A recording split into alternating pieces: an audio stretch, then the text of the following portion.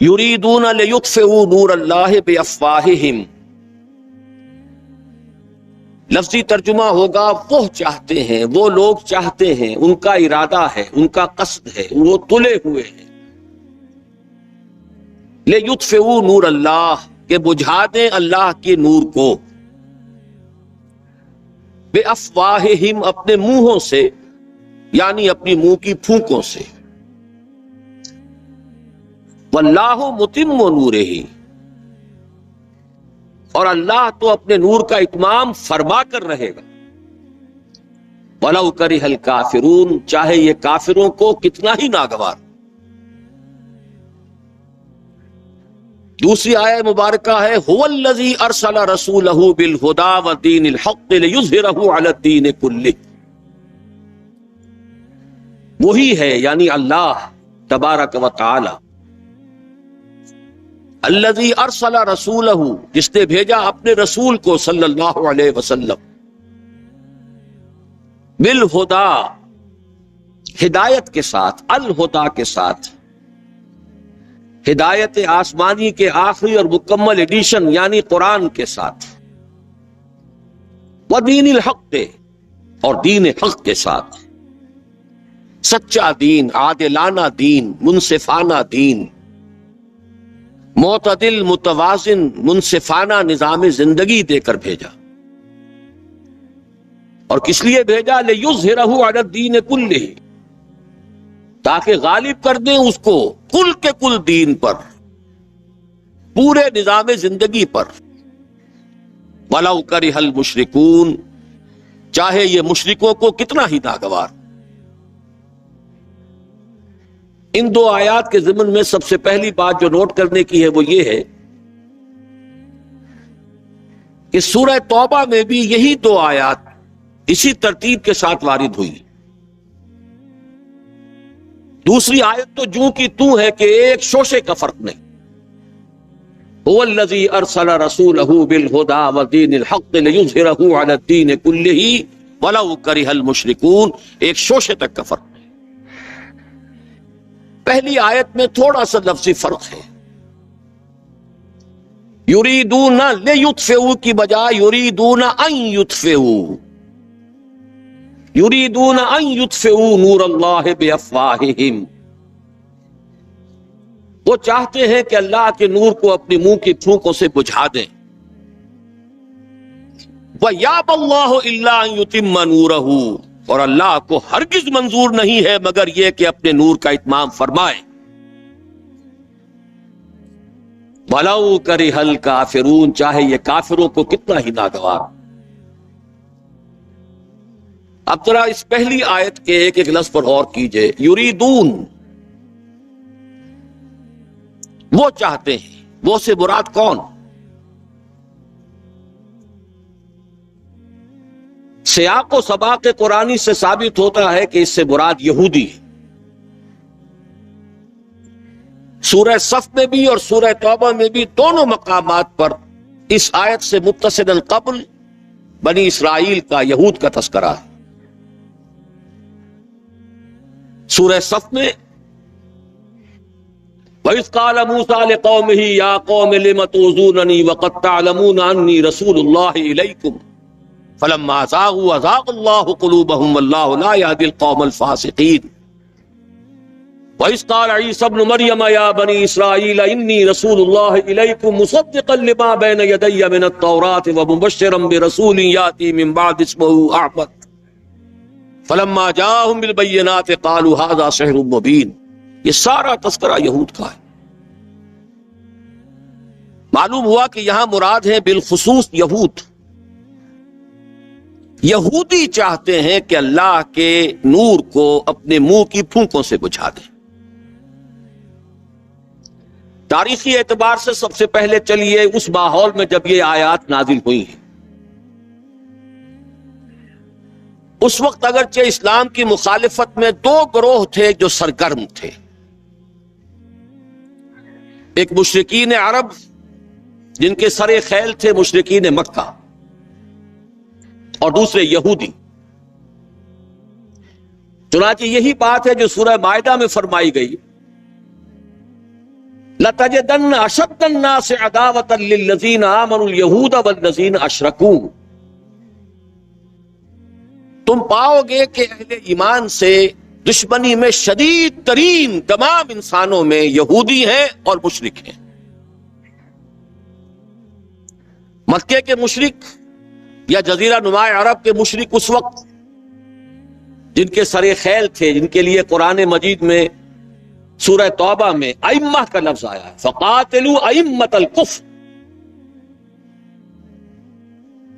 ایک طرف وہ تھے جو شدید مخالف اور دوسری طرف یہودی، لیکن ان دونوں کی مخالفت کے انداز میں فرق تھا۔ یہ نوٹ کرنا چاہتا ہوں میں آج، اچھی طرح سمجھ لیجئے۔ پہلا فرق یہ تھا کہ مشرکین عرب سامنے سے وار کرتے تھے جمع مردی کے ساتھ، ان کے مقابلے میں ان کی مخالفت میں کمینگی نہیں تھی۔ وہ اپنے باطل معبودوں کے لیے بھی گردن کٹا رہے تھے۔ ابو جہل نے کہا تھا ذرا نیچے سے گردن کاٹنا تاکہ اونچی نظر آئے کہ سردار کی گردن ہے، جب تم کسی چیز پر اس کو اوپر لٹکاؤ گے۔ 70 جانیں انہوں نے پیش کی ہیں بدر میں اپنے دین باطل کے لیے اور اپنے معبودان باطل کے لیے۔ اس کے برعکس یہودیوں کی مخالفت تھی کمینگی والی مخالفت، ان میں مقابلے کی ہمت نہیں تھی، جرأت نہیں تھی۔ لا یقاتلونکم جمیعا، سورہ حشر میں فرمایا یہ یہودی کبھی تم سے مسلمانوں جمع ہو کر جمعیت کی شکل میں ڈٹ کر میدان میں آ کر مقابلہ نہیں کر سکیں گے، الا فی قرى محصنۃ او من وراء جدر، بڑے مضبوط قلعہ بندیوں میں اپنے آپ کو محفوظ کر کے اور فصیلوں کے پیچھے سے، دیواروں کے پیچھے سے، عورتوں کی طریقے سے پتھراؤ کریں گے، اس کے سوا کچھ نہیں کر سکتے۔ تو پہلا فرق یہ تھا کہ مشرکین مکہ اور مشرکین عرب بالعموم مخالفت کر رہے تھے، لیکن ان کی مخالفت جمع مردوں والی مخالفت تھی، سامنے کے دشمن کی حیثیت سے کھلم کھلا علی الاعلان، جبکہ یہودیوں کی مخالفت میں کمینگی تھی، سازشی انداز تھا، خود لڑنے کی بجائے دوسروں کو ابھار ابھار کر لاتے تھے۔ اور دوسرا بڑا فرق کیا تھا؟ اس پہلے فرق کو تو نمایاں کیا اسی لفظ سے کہ گویا کہ اپنے منہ کی پھونکوں سے بجھانا چاہتے ہیں۔ ابو جہل بھی بجھانا چاہتا ہے اللہ کے نور کو، لیکن اپنے زور بازو کی بنیاد پر، اور یہ لوگ کردار کے اعتبار سے اتنے گر چکے ہیں کہ زور بازو کی بنیاد پر نہیں، منہ کی پھونکوں سے بجھانا چاہتے ہیں۔ بہترین تعبیر کی ہے اس کی مولانا ظفر علی خان نے کہ نور خدا ہے کفر کی حرکت پہ خندہ زن، پھونکوں سے یہ چراغ بجھایا نہ جائے گا۔ دوسرا فرق یہ تھا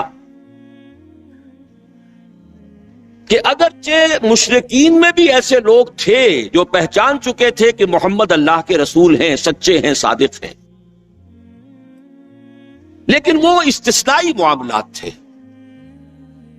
وہ غافل تھے۔ قرآن مجید میں بار بار ان کے کفر کے لیے ایک توجیہ پیش کی گئی ہے کہ ان کے پاس کوئی رسول آیا ہی نہیں، ان کے لیے رسالت اور نبوت بڑی ایک عجیب سی شے تھی، وہ چیزیں ان کے ذہن سے بالکل خارج ہو چکی تھی۔ لیکن یہود کا معاملہ اس کے برعکس تھا، وہ 100% پہچانتے تھے محمد رسول اللہ کو صلی اللہ علیہ وسلم، بالخصوص ان کے علماء، یعرفونہ کما یعرفون ابناءہم، پہچانتے ہیں اسے جیسے کہ اپنے بیٹوں کو پہچانتے ہیں، علی وجہ البصیرت، وہ کسی مغالطے میں نہیں تھے، پوری ڈٹائی کے ساتھ پہچانتے ہوئے۔ آپ کو تو معلوم ہے کہ حضور صلی اللہ علیہ وسلم کی جو نشانیاں ہیں ان کا تو معاملہ بہت آگے کی بات ہے۔ حضور کے ادنا رفقا کا معاملہ کیا تھا کہ حضرت عمر رضی اللہ تعالی عنہ کے بارے میں پوری ان کی صفات ان کے ہاں موجود تھی، اور عیسائی علماء نے ان کے ساتھ ٹیلی کر کے ہی حضرت عمر کو سامنے کھڑے ہو کے دیکھ کر اور پھر جو ہے یروشلم کا قبضہ دیا تھا کہ ہاں یہ وہی درویش بادشاہ ہے جس کا ذکر موجود ہے ہماری کتابوں میں کہ یروشلم اس کے ہاتھوں فتح ہوگا۔ تو یہ دو فرق ذہن میں رکھیے، یریدون لیطفئوا نور اللہ بافواہہم واللہ متم نورہ۔ دوسری بات جو سوچنے کی ہے اس آیت میں کہ نور اللہ سے مراد کیا ہے؟ اللہ کا نور ایک اعتبار سے ذہن منتقل ہوتا ہے قرآن حکیم کی طرف۔ نور اصل میں قرآن مجید میں ہدایت کے لیے بھی آتا ہے، تورات کے لیے آیا فیہا ہدی و نور، انجیل کے لیے آیا فیہ ہدی و نور، روشنی ہی سے انسان راستہ دیکھ سکتا ہے۔ الہدا قرآن حکیم، ہدایت کاملہ، اس کے لیے خاص طور پر لفظ آیا ہے۔ سورہ تغابن میں فرمایا فآمنوا باللہ ورسولہ والنور الذی انزلنا واللہ بما تعملون خبیر۔ ایک مفہوم تو یہ ممکن ہے قرآن مجید کے اس اصول کے تحت کہ القرآن یفسر بعضہ بعضا، ویسے یہ کہ اس کا عام مفہوم اسلام، ہدایت، جس معنی میں چاہے لے لیں، لیکن میرا ذہن زیادہ جس چیز کو قبول کر رہا ہے وہ ایک ایسے شخص کی تعبیر ہے جو اگرچہ کوئی معروف عالم دین نہیں تھا، میں نہ عارف نہ مجدد نہ محدث نہ فقیہ، اقبال اپنے بارے میں صاف کہہ رہا، میں نہ عارف نہ مجدد نہ محدث نہ فقیہ،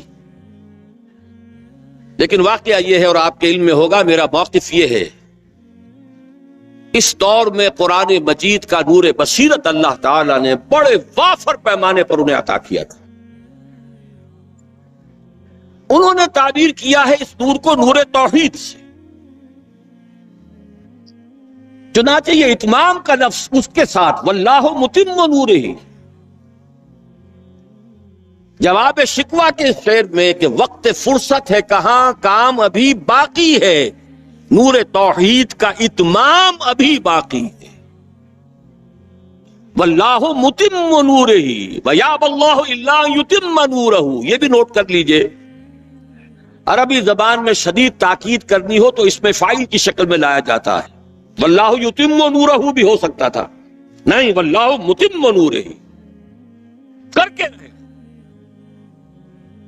اور پھر اس کو منفی اسلوب میں بھی بیان کر دیا تھا کہ کوئی شک و شبہ نہ رہے، مثبت بھی آ گیا واللہ متم نورہ، اور منفی وَيَأْبَى اللَّهُ إِلَّا أَن يُتِمَّ نُورَهُ، اللہ کو ہرگز منظور نہیں ہے مگر یہ کہ وہ اپنے نور کا اتمام فرمائے۔ وقت فرصت ہے کہاں، کام ابھی باقی ہے، نور توحید کا اتمام ابھی باقی ہے۔ میں چونکہ یہاں اسی تعبیر کو اختیار کر رہا ہوں، اس کے اعتبار سے ایک سوال پیدا ہوتا ہے، کیا نور توحید کسی بھی اعتبار سے نامکمل تھا، ناقص تھا، جس کے اتمام اور تکمیل کی ضرورت تھی؟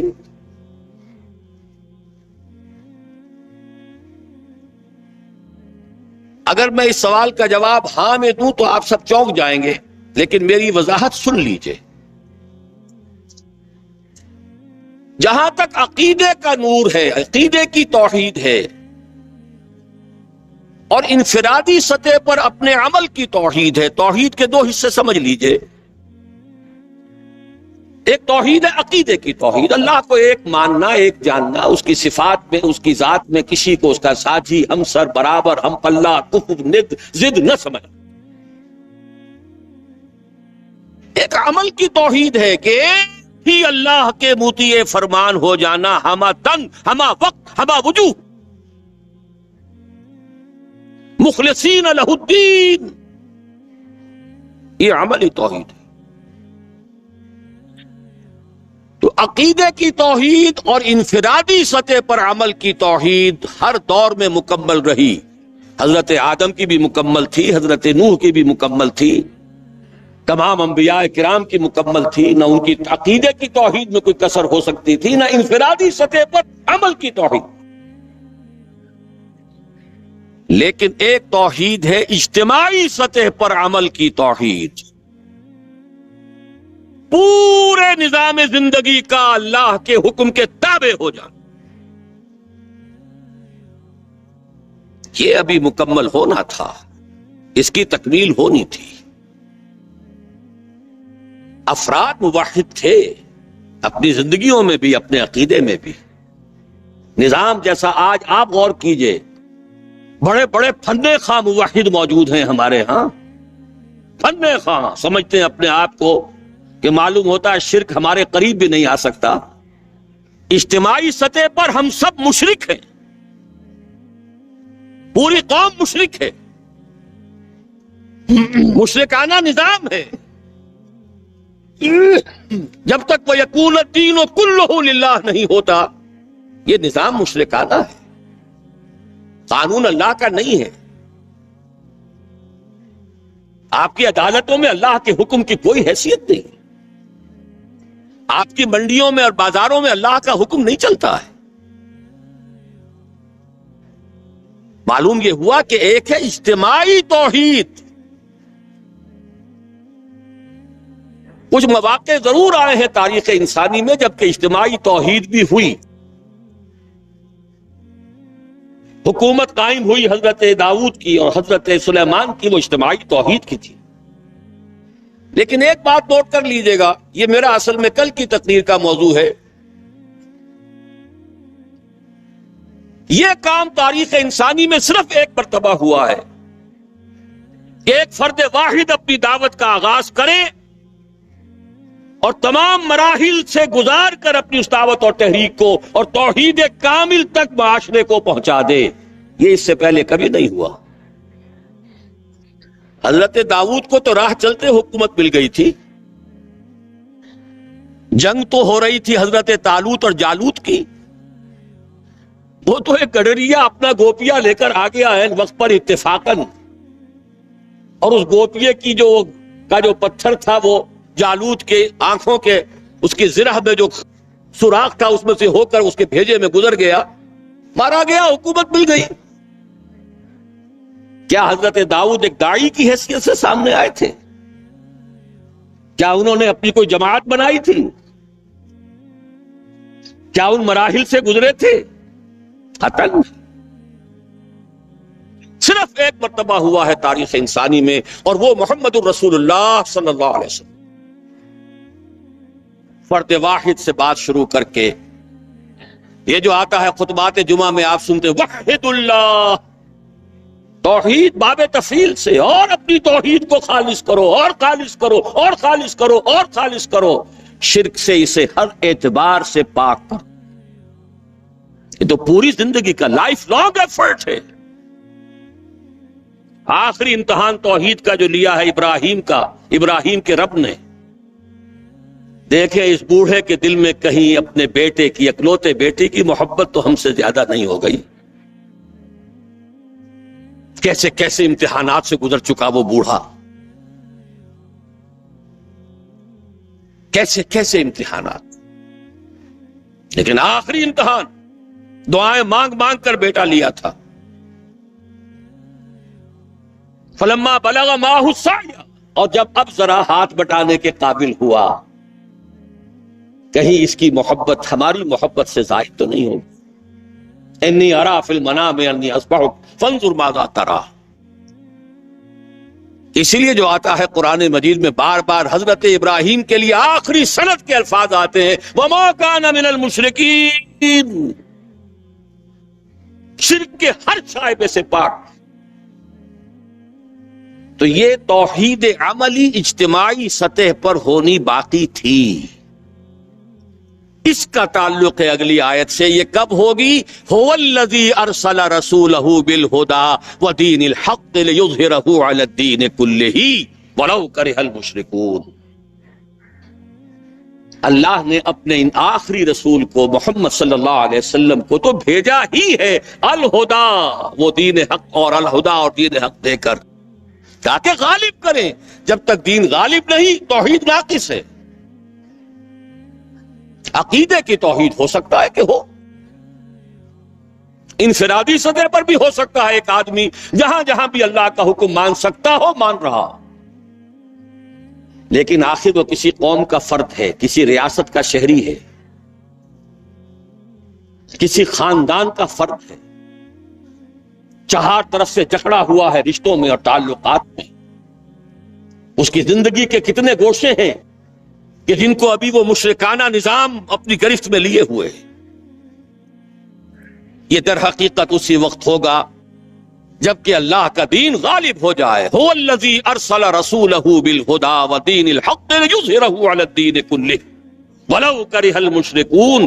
مشرک تو کبھی پسند نہیں کریں گے. یہاں ذرا شرک کو سمجھ لیجئے، یہ شرک صرف عقیدے کا نہیں. آج کا سب سے بڑا شرک کیا ہے؟ اللہ کا اللہ کو دو، ریاست کا ریاست کو دو. یہ سیکولر نظام ہے، یہاں پر جو ہے حاکمیت عوام چلے گی. جاؤ مسجدوں میں اللہ کا حکم نافذ کر لو.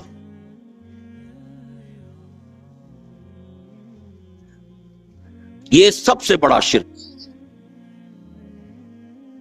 کبھی گوارا نہیں کریں گے.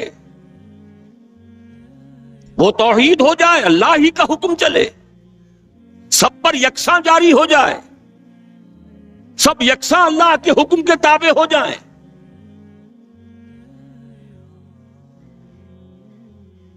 وَلَوْ كَرِهَ الْمُشْرِكُونَ. مشرک کبھی نہیں چاہیں گے، لیکن ان کی مخالفت کے علی الرغم، ان کی ساری ریشہ دوانیوں کے باوجود، ان کی تمام سازشوں کے باوجود اللہ کا دین غالب ہو کر ہے.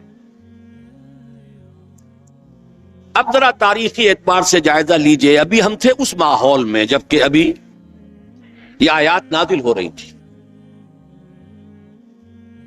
پہلی بات تو یہ سمجھ میں آ گئی کہ محمد الرسول اللہ صلی اللہ علیہ وسلم کا مقصد بعثت ہے غلبہ دین. یہ نوٹ کرنے کی بات ہے، کسی اور رسول کے لیے اللہ نے قرآن مجید میں یہ الفاظ استعمال نہیں کیے.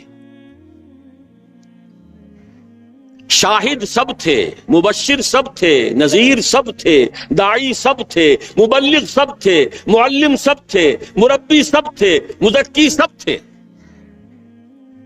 لیکن یہ کہ هو الذی ارسل رسولہ بالہدی ودین الحق لیظہرہ علی الدین کلہ، صرف محمد کے لیے آئے الفاظ صلی اللہ علیہ وسلم، اور 3 مرتبہ آئے. اب اس کے ساتھ جس کو صغرا کبرا کہتے ہیں لاجک میں پریمیسز، اس کے ساتھ جوڑیے دوسری بات جو قرآن میں 5 مرتبہ آئی، اگرچہ وہ آئی ہے ذرا مختلف الفاظ میں. کہیں فرمایا وما ارسلناک الا رحمتا للعالمین، ہم نے نہیں بھیجا ہے محمد صلی اللہ علیہ وسلم آپ کو مگر تمام جہان والوں کے لیے رحمت بنا کر. آپ کی بعثت جغرافیائی، نسلی، قومی، علاقائی حدود سے ماورا، بالا تر. قرآن میں بقیہ سارے رسولوں کی بات آتی ہے تو کہتے ہیں یا قوم یا قوم یا قوم. نوح نے کہا یا قوم اعبد اللہ، ہود نے کہا یا قوم اعبد اللہ، صالح نے کہا یا قوم اعبد اللہ ما لکم من الہ غیرہ. اور قرآن کہتا ہے یا ایھا الناس، یا ایھا الناس اعبدوا ربکم الذی خلقکم والذین من قبلکم لعلکم تتقون.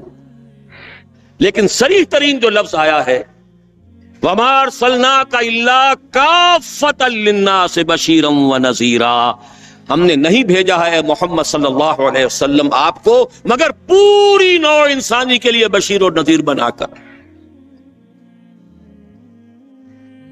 اب ذرا اس کو جوڑیے، محمد کو بھیجا کاہے کے لیے؟ غلبہ دین کے لیے صلی اللہ علیہ وسلم. اور بھیجا کن کے لیے؟ تمام انسانوں کے لیے. کیا نتیجہ نکلتا ہے منطق سے؟ محمد الرسول اللہ صلی اللہ علیہ وسلم کا مقصد بعثت مکمل اسی وقت ہوگا جب پورے عالم انسانیت پر اللہ کا دین غالب آ جائے. ورنہ بات وہی ہے جو اقبال کا شعر سنا چکا ہوں وقت فرصت ہے کہاں، کام ابھی باقی ہے، نور توحید کا اتمام ابھی باقی۔ لیکن یہ کہ اگر اللہ نے واقعی بھیجا محمد کو دین کے غلبے کے لیے صلی اللہ علیہ وسلم، اور اگر بھیجا ہے پوری نوع انسانی کے لیے، تو ناممکن ہے کہ یہ دنیا ختم ہو جائے اس سے پہلے کہ محمد الرسول اللہ کا مقصد بعثت مکمل۔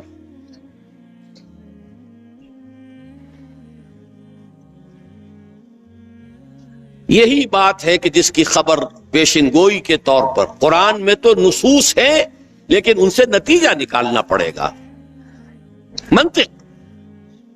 حضور کو بھیجا پوری نوع انسانی کے لیے اور بھیجا غلبہ دین کے لیے، تو مقصد بعثت کی تکمیل اسی وقت ہوگی جبکہ کل عالم انسانی پر اللہ کا دین غالب آ جائے۔ اسی کے ساتھ اب ذرا یاد کیجئے سورہ نور کی آیت، جس کو اللہ کے فضل و کرم سے ہم نے کافی عام کیا ہے۔ ایک ہی بات ہے لیکن ذرا مختلف اسلوب میں آ رہی ہے۔ وعد اللہ الذین آمنوا منکم وعملوا الصالحات لیستخلفنہم فی الارض۔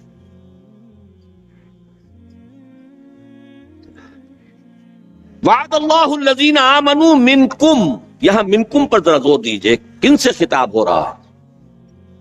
مسلمانوں سے۔ لیکن ان مسلمانوں کے لیے دو کوالیفیکیشنز، دو پری کنڈیشنز۔ اے مسلمانوں، اللہ کا وعدہ ہے تم میں سے ان سے جو ایمان اور عمل صالح کا حق ادا کر دیں، انکنڈیشنل نہیں ہے۔ وعد اللہ الذین آمنوا منکم وعملوا الصالحات، ایمان اور عمل صالح کا حق ادا کر دو تو اللہ کا وعدہ ہے، اور وعدہ کتنا مؤکد ہے، نون مشدد کے ساتھ تینوں دفعہ، اور ایک ہی بات کو تین اسلوبوں میں۔ لَيَسْتَخْلِفَنَّهُمْ فِي الْأَرْضِ، لامن خلافت عطا فرمائے گا انہیں زمین میں، كَمَا اسْتَخْلَفَ الَّذِينَ مِن قَبْلِهِمْ، جیسے کہ خلافت عطا کی تھی ان کو جو ان سے پہلے تھے۔ جب مسلمانوں کو خلافت اور حکومت عطا ہو جائے گی تو اس کا منطقی نتیجہ ہوگا کہ دین غالب ہو جائے گا،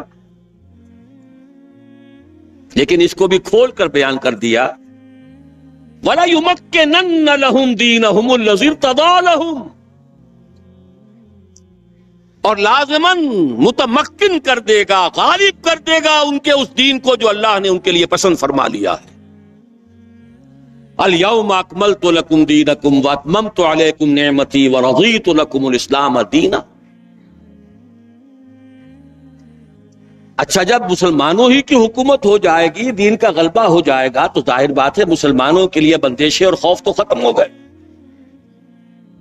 اس کو بھی واضح الفاظ میں وَلَا يُبَدِّلَنَّهُم مِّن بَعْدِ خَوْفِهِمْ أَمْنًا، ان کی خوف کی حالت کو امن اور سکون سے بدل دے گا، کوئی خوف نہیں۔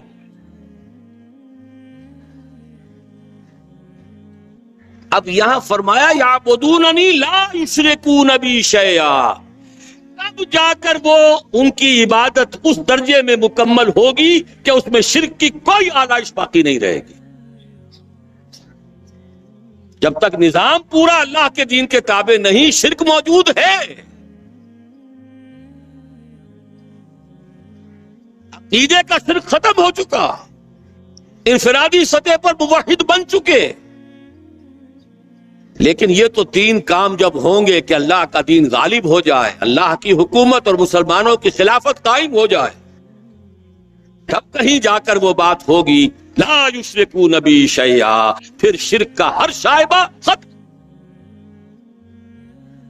ویکون الدین کلہ للہ، دین کل کا کل اللہ کے لیے ہو جائے گا۔ اب ذرا تاریخی اعتبار سے دیکھ لیجئے، اس وقت اور آج سورہ نور نازل ہوئی سن 6 میں، اواخر سن 5 یا اوائل سن 6، وہی زمانہ سورہ صف کے نزول کا ہے۔ تاریخی اعتبار سے جوڑیے کتنی جلدی اللہ کے یہ وعدے پورے ہوئے۔ سن 6 ہی میں صلح حدیبیہ ہو گئی، انا فتحنا لک فتحا مبینا۔ سن 7 میں خیبر فتح ہو گیا، دولت مال غنیمت کے انبار آ گئے۔ 8 میں مکہ فتح ہو گیا۔ 9 میں یوں سمجھیے کہ پورے جزیرہ نما عرب سے اعلان کر دیا گیا تھا کہ اب شرک کا خاتمہ ہوگا۔ فَإِذَا انسَلَخَ الْأَشْهُرُ الْحُرُمُ فَاقْتُلُوا الْمُشْرِكِينَ مِنْ حَيْثُ وَجَدتُّمُوهُمْ۔ موپنگ اپ آپریشن ہو گیا۔ جزیرہ نما عرب جاء الحق وزهق الباطل ان الباطل كان زهوقا۔ اور اس کے بعد 25 برس کے اندر اندر وہ نظام خلافت لَيَسْتَخْلِفَنَّهُمْ فِي الْأَرْضِ، کہاں سے کہاں تک؟ دریائے اوکسس، ادھر اٹلانٹک، ادھر یمن، ادھر کوکیشیا۔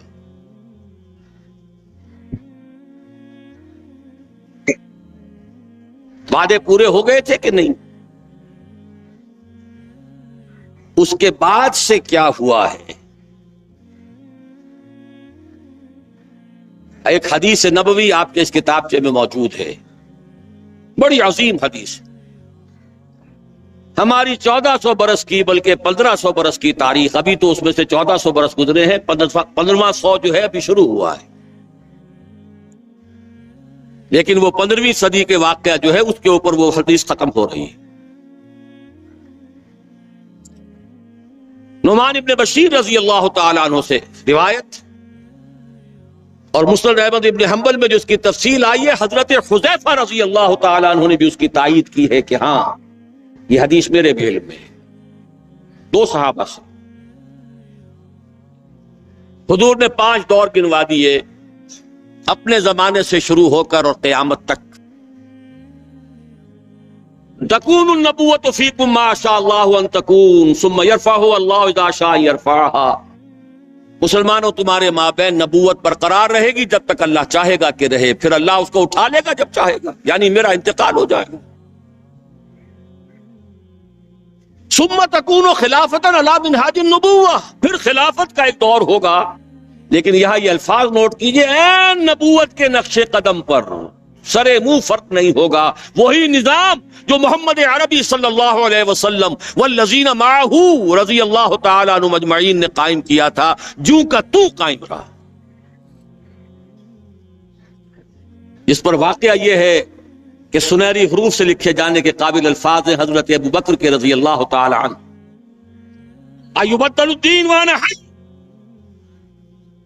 کوئی ترمیم نہیں ہونے دوں گا اپنی زندگی میں اس دین کے اندر۔ کیا دین میں تبدیلی کی جائے گی جبکہ ابھی میں زندہ ہوں؟ یہ خلافت علی منہاج النبوہ کا دور، لیکن فرمایا یہ بھی ہمیشہ نہیں رہے گا۔ ثم یرفع اللہ اذا شاء یرفع، پھر اللہ اٹھا لے گا اس کو بھی جب چاہے گا اٹھانا۔ ثم تکون ملکا عاضا فیکون ما شاء اللہ ان یکون ثم یرفع اللہ اذا شاء یرفع۔ پھر تیسرا دور ہوگا کٹ کھنی بادشاہت، کاٹنے والی، ظالم۔ یہ اسی ظالم بادشاہت کا زمانہ ہے جبکہ حضرت حسین رضی اللہ تعالی عنہ شہید کیے جا رہے ہیں، جبکہ عبداللہ ابن زبیر رضی اللہ تعالی عنہما شہید کیے جا رہے ہیں، جبکہ واقعہ حرہ ہو رہا ہے، مدینۃ النبی۔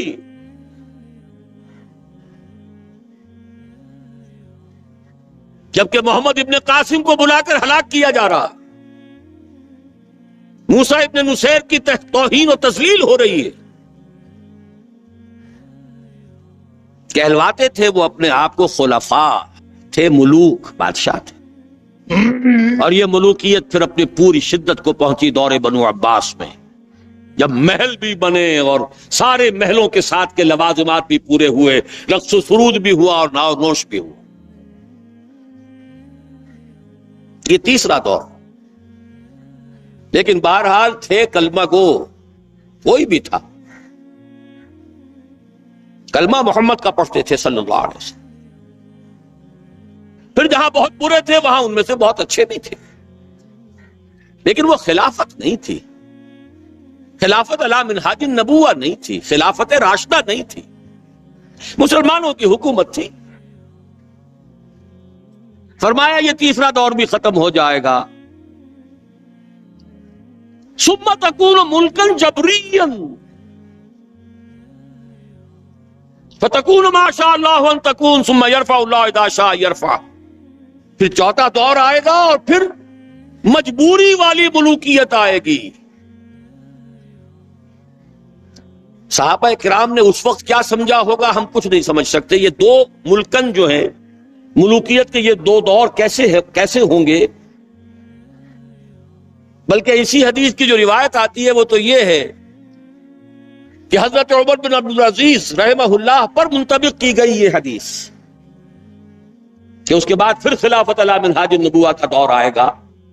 اس لیے کہ ظاہر بات ہے کہ علم جو ہے وہ تو جو کچھ اللہ نے فرمایا اس کے رسول نے فرمایا اس سے آگے قیاس آرائی کے اندر تو خطا ہو سکتی ہے. ان احادیث کا جب حالات کے اوپر انطباق کریں گے غلطی کا امکان ہوگا. آج وہ بات پوری طریقے سے واضح ہے کہ کیا فرق تھا پہلی ملوکیت کا اور دوسری ملوکیت کا. پہلی ملوکیت مسلمانوں کی تو تھی، پھر ملوکیت غلامی لے کر آئی. ملکہ برطانیہ وکٹوریا اب اس کے غلام، کہیں فرانسیسیوں کے غلام ہوئے، کہیں ولندیزیوں کے غلام ہوئے، کہیں پرتگالیوں کے غلام ہوئے، کہیں اطالویوں کے غلام ہوئے. پورا عالم اسلام غلامی میں جکڑا ہے. ملکن جبرین. فرمایا یہ دور بھی جب تک چاہے گا اللہ رہے گا پھر ختم ہو جائے گا. یہاں تھوڑی سی وضاحت میں کر دوں آپ کے سامنے. یہ دور تقریباً اپنے نصف کو پہنچا ہے، ابھی ختم نہیں ہوا ہے. اس کا پہلا فیز تھا جس کو کہتے ہیں کولونیلزم. یورپی اقوام نے آ کر اپنی حکومتیں یہاں بنائی، باضابطہ اپنی حکومت، انگریز کی حکومت، فرانسیسیوں کی حکومت، اطالویوں کی حکومت، پرتگیزوں کی حکومت. اس صدی کے وسط میں آ کر کچھ حالات دنیا کے بدلے. لوگوں کے اندر احساس پیدا ہوا کہ ہم بھی انسان ہیں. جب ذرا آدم ہوا ہے خود شناس و خود نگر، انہوں نے اپنی وہ بساط لپیٹ لی اور ایک نئے رنگ میں اب وہ چوتھا دور سامنے آ رہا ہے دنیا کے، اور یہ ہے مالیاتی استعمار. پورے گلوب کو، پوری دنیا کو، تمام اقوام عالم کو چھوٹے چھوٹے حصوں میں تقسیم کر کے اپنے سودی قرضوں کے ہتھ کنڈوں کے اندر جکڑ لو. کام یہ کریں، محنت یہ کریں، مشقت یہ کریں، خام مال ان کا ہو، مزدور ان کے ہوں، ٹیکنیکل نو ہاؤ ہماری ہو، ایڈمنسٹریشن مینجمنٹ ہماری ہو، ملائی ہم کھاتے جائیں گے اور کچھ چھاچھ ان کو بھی دیتے جائیں گے. اس صدی کے نصف میں جبکہ یہ کولونیلزم اپنی بساط لپیٹ رہا تھا، یاد کر لیجئے 1950 میں ورلڈ بینک قائم ہوا ہے. یہ آج کی شان نہیں ہے. استعمار نے اپنا ایک رنگ بدلا. براہ راست حکومت کرنے میں تو ریزنٹمنٹ بھی ہوتی ہے، لوگ ناراض بھی ہوتے ہیں، کبھی بغاوتیں کرتے ہیں، کچھ ہمارے ماریں گے، ہم زیادہ ان کے ماریں گے. بھائی ہمیں آم کھانے ہیں کہ پیڑ گننے ہیں؟ یہ نیا استعمار، نیو ورلڈ آرڈر، حقیقت میں جیو ورلڈ آرڈر. آج تاریخ پھر وہاں پہنچ گئی ہے. یریدون لیطفئوا نور اللہ بافواہہم، وہی یہود. لیکن فرق کیا ہے؟ اس وقت یہودی آئسولیٹڈ تھے، عیسائی بھی ان کے دشمن تھے، وہ سمجھتے تھے ہمارے تو خدا کو انہوں نے سولی پر چڑھایا۔ شدید ترین پرسیکیوشن یہودیوں کی عیسائیوں کے ہاتھوں ہو رہی تھی۔ آج یہودی اقوام مغرب پر بالخصوص، وائٹ اینگلو سیکسن پروٹیسٹنٹس پر بالخصوص پورا تسلط جما چکا ہے۔ اور یہ وہ شے ہے جو پھر میں اسی علامہ اقبال کی بات کر رہا ہوں، جو اس صدی کے آغاز میں 1905 میں گیا تھا اللہ کا بندہ، 1908 تک رہا یورپ میں، اور بھی کتنے گئے ہوں گے، وہ کیا دیکھ سکے کیا نہ دیکھ سکے، لیکن ایک بصیرت اللہ نے جو دی تھی کہ گاہ میری نگاہ تیز چیر گئی دل وجود، گاہ الجھ کے رہ گئی میرے توہمات میں، وہ دل وجود کو جو چیر کر دیکھا ہے تو اسی وقت حقیقت دیکھ لی تھی کہ فرنگ کی رگے جاں پنجے یہود میں۔ خود یورپینز کو اس کا احساس کہیں بعد میں جا کر ہوا ہے، دوسری جنگ عالمگیر کے دوران ہوا ہے، جب جرمنوں کے ہاتھوں ان کے 60 لاکھ آدمی یا کم سے کم 40 لاکھ آدمی قتل ہوئے ہیں، وہ بعد میں احساس ہوا۔ اقبال تو دیکھ آیا تھا، فرنگ کی رگے جاں پنجے یہود میں۔ تو آج جان لیجئے کہ نیو ورلڈ آرڈر جو حقیقت میں جیو ورلڈ آرڈر ہے، ایک نیا عالمی مالیاتی استعمار جو دیکھنے کے لیے تو امریکہ کی سربراہی میں ہے، حقیقتاً اس کی بات یہودیوں کے ہاتھ میں۔ اور پھر وہی وقت آ گیا ہے، یریدون لیطفئوا نور اللہ بافواہہم، ان کی تمام پالیسیز کا نقطۂ ماسکہ یہ ہے اسلام کو ختم کرو۔ اور کیوں؟ انہیں معلوم ہے اگر کوئی خطر مجھ کو تو اس امت سے ہے، اس کی خاکستر میں ہے اب تک شرارے آرزو، خال خال اس قوم میں اب تک نظر آتے ہیں، وہ کرتے ہیں اشک سحرگاہی سے جو ظالم وضو۔ خطرہ ہے تو یہاں سے۔ فوکویاما نے کتاب لکھی اینڈ آف ہسٹری، جیسے کوئی بہت بڑی جنگ جیت لے اور پھر فتح کے شادیانے بجا رہا ہو، بغلے بجاتے ہوئے اس نے لکھا کہ سوویت یونین ختم ہو گیا، ثابت ہو گیا کہ ہمارا ہی نظام بہترین ہے، یہ غیر فطری نظام تھا، یہ غلط نظام تھا، اور کوئی نظام مقابلے میں ہے ہی نہیں، ایک ہی تھا۔ معلوم ہوا کہ ہمارا ویسٹرن سیکولر کیپٹلسٹک سسٹم ہی دنیا کا بہترین نظام ہے، یہ آخری بلندی ہے جہاں تک نوع انسانی چڑھ سکتی تھی، ترقی کر سکتی تھی، سوشل ایوولوشن کا آخری مقام ہے، اینڈ آف ہسٹری۔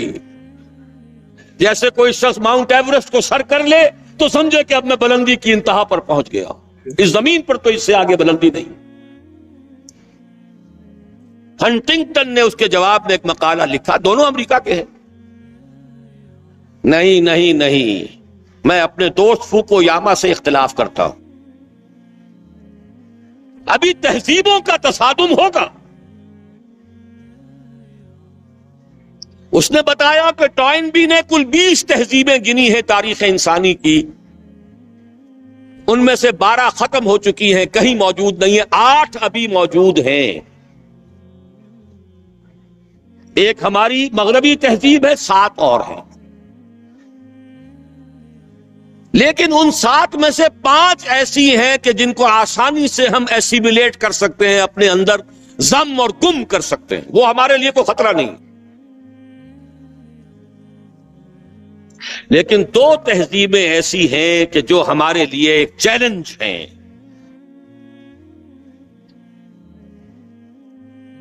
وہ کچھ لوہے کے چنے ہیں جنہیں چبانے کے لیے ہمیں کچھ محنت کرنی پڑے گی۔ ایک ہے مسلم سویلائزیشن اور ایک ہے کنفیوشین سویلائزیشن آف چائنا۔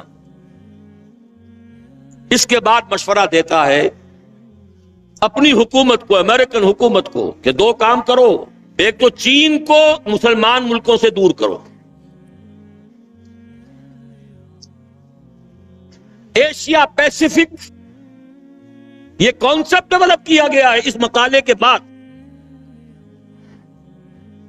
چائنا کو ایسٹورڈ لوکنگ کر دو، مشرق کی طرف رخ کر دو، مغرب کی طرف نہیں. مغرب کی طرف دیکھے ہی نہ. مغرب میں تو پاکستان ہے، مغرب میں اس کے کشمیر بھی ہے، مغرب میں اس کے افغانستان بھی ہے، روسی ترکستان کی آزاد شدہ تمام ریاستیں بھی ہیں. مغرب تو اسلام ہی اسلام ہے. اس کو ایسٹورڈ لوکنگ کرو. پیسیفک، اور پیسیفک کے ادھر امریکہ ہے. چنانچہ موسٹ فیورڈ نیشن اپنی مالیات میں، اپنی تجارتی پالیسیوں میں ابھی تک، اس کے باوجود کہ چائنا نے بار بار سخت توہین کی ہے، تذلیل کی ہے، لیکن بنیا مینٹیلٹی جو ہے وہ توہین و تذلیل برداشت کر سکتی ہے اپنے مفادات کی خاطر. انڈونیشیا میں کانفرنس کی گئی، ایشیا پیسیفک کانفرنس، کلنٹن صاحب تشریف لائے. دوسرا مشورہ یہ دیا کہ مسلمانوں کے باہمی اختلافات کو ہوا دو. پہلے بھی کیا ہوا تھا یاد کر لیجئے. کاش وہ جو سیلاب چلا تھا خلافت علی منہاج النبوہ کا، اقبال نے کہا تھا رکتا نہ تھا کسی سے سیل رواں ہمارا. کس نے روکا تھا؟ کوئی باہر کی طاقت نہیں روک سکی تھی، انٹرنل سیبوٹاج تھا. عبداللہ ابن سبا یہودی اور اس کے آل کار بہت سے مسلمان، سادہ لوح مسلمان. اگر حضرت حسان ابن ثابت رضی اللہ تعالی عنہ جیسا صحابی اور عاشق رسول صحابی اگر حضرت عائشہ رضی اللہ تعالی عنہ پر لگنے والی تہمت میں شریک ہو سکتا ہے تو بعد والوں کا معاملہ تو کیا ہوگا؟ سازش بڑی شے ہے. یہودی سازش ایسا پھاڑا ہے اس امت کو کہ آج تک وہ خون رس رہا ہے، اور آج بھی وہی یہودی سازش شیعہ سنی کو لڑا کر اپنے مذموم مقاصد حاصل کر رہا ہے. History repeats itself. تاریخ اپنے آپ کو دہرا رہی ہے. وہی یہودی عبداللہ ابن سبا لڑا دیا. 1,00,000 کے قریب مسلمان ایک دوسرے کی تلواروں اور تیروں سے ختم. 10,000 ایک رات میں جنگ جمل، 74,000 جنگ صفین میں، 4,000 نہروان میں، اور جمع کرتے جائیے. ساری قوت ختم ہو کر رہ گئی. جس کو کہتے ہیں کہ وہ موشن ٹوٹ گئی. چڑھائی پر چڑھتے ہوئے ٹرک جو ہے بھاری لوڈڈ، اگر موشن ٹوٹ جائے پھر بڑا مشکل ہو جاتا ہے. تھمتا نہ تھا کسی سے سیل رواں ہمارا، وہ رک گیا. آج بعین ہی وہی ہو رہا ہے. یریدون لیطفئوا نور اللہ بافواہہم واللہ متم نورہ ولو کرہ الکافرون. لیکن اللہ نے اپنے رسول کو جس مقصد بعثت کے ساتھ بھیجا تھا اس کی تکمیل تو ہو کر رہے گی. وَمَكَرُوا وَمَكَرَ اللَّهُ وَاللَّهُ خَيْرُ الْمَاكِرِينَ. یہ اپنی سی چالیں چل لیں، اللہ بھی اپنی چالیں چلے گا، اور اللہ سے بہتر چال کس کی ہوگی؟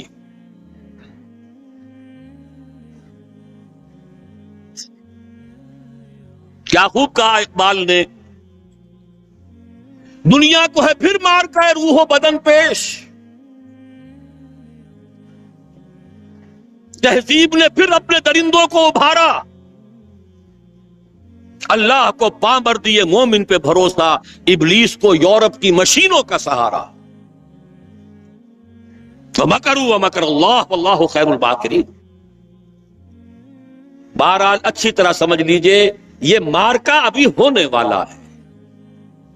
میں تفاصیل میں نہیں جانا چاہتا، نہ میری اس وقت کا یہ موضوع ہے. کتاب الملاحم میں پڑھیے کیسی کیسی جنگیں ہونے والی ہیں. الملحمۃ العظمیٰ، نہ تاریخ انسانی کی عظیم ترین جنگ جو ہونے والی ہے. ہم پر ہمارے کرتوتوں کی وجہ سے جو عذاب الہی کے کوڑے پڑنے والے ہیں،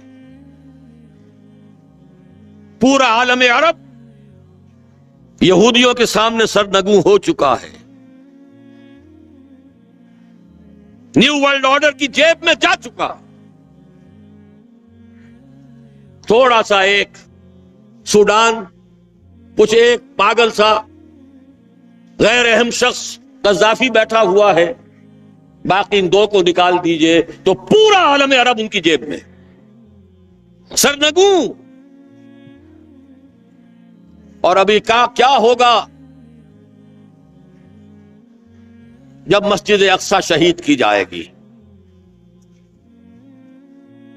جب تھرڈ ٹیمپل کی تعمیر ہوگی، ایودھیا کی مسجد گرا کر امت مسلمہ کے نفس کو دیکھ لیا ہے دشمن نے کہ جان نہیں ہے۔ حمیت نام تھا جس کا، گئی تیمور کے گھر سے۔